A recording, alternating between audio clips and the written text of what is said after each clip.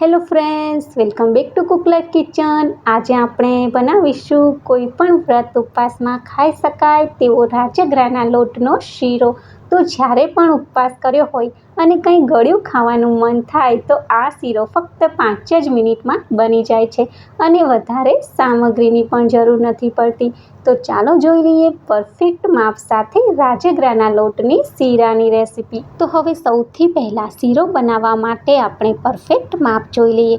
તો અહીંયા મેં 1 વાટકી ભરી અને રાજગરાનો લોટ લીધેલો છે અને રાજગરાના લોટને મેં પહેલાં ચાળી લીધેલો છે અને તે જ વાટકીના માપથી અડધી વાટકી ઘી લીધેલું છે અને હવે તે જ વાટકીના માપથી અડધી વાટકી ખાંડ લીધેલી છે।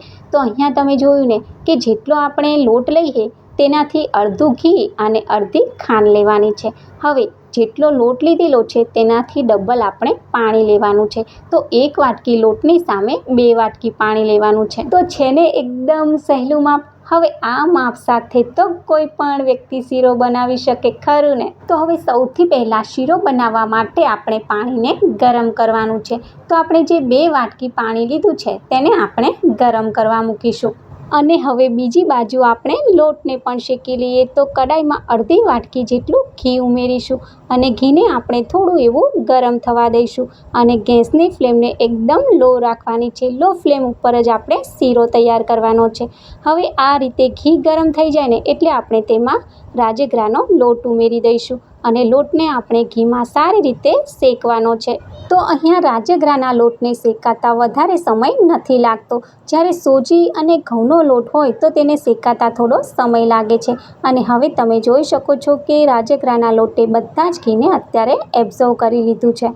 પણ જ્યારે લોટ શેકાઈ જશે ત્યારે તેમાંથી બધું જ ઘી છૂટું પડી જશે। તો જ્યારે આપણે સોજીનો કે ઘઉંના લોટનો શીરો બનાવીએ છીએ ને ત્યારે તેમાં જેટલો લોટ લઈએ છીએ તેટલું જ આપણે ઘી લેવું પડે છે, પણ આ શીરામાં એવું નથી હોતું। તો અહીંયા તમે જુઓ કે લોટ થોડી જ વારમાં આ રીતે ફૂલવા લાગ્યો છે, પણ હજી આ લોટ પરફેક્ટ નથી શેકાયો અને આ બાજુ આપણે જે પાણી ગરમ કરવા મૂકેલું તે પણ ગરમ થઈ ગયું છે।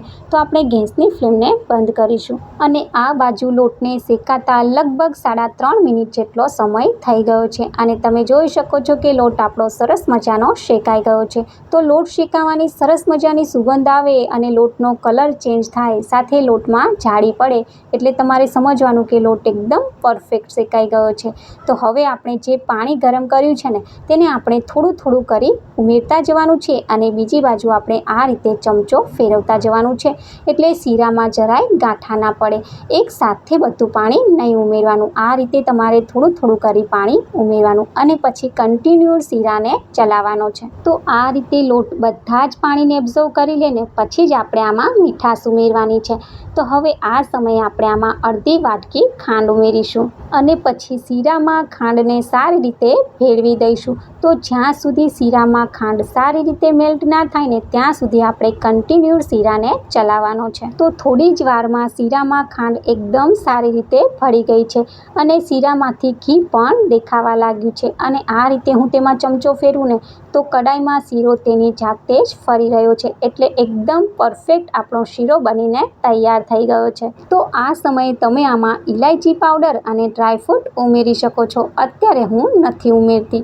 તો હવે ગેસની ફ્લેમને બંધ કરી અને ગરમા ગરમ રાજગરાના લોટના શીરાને આપણે સર્વ કરીશું। તો ફ્રેન્ડ્સ, તમને આજની આ રેસીપી કેવી લાગી મને કમેન્ટમાં જરૂર જણાવજો।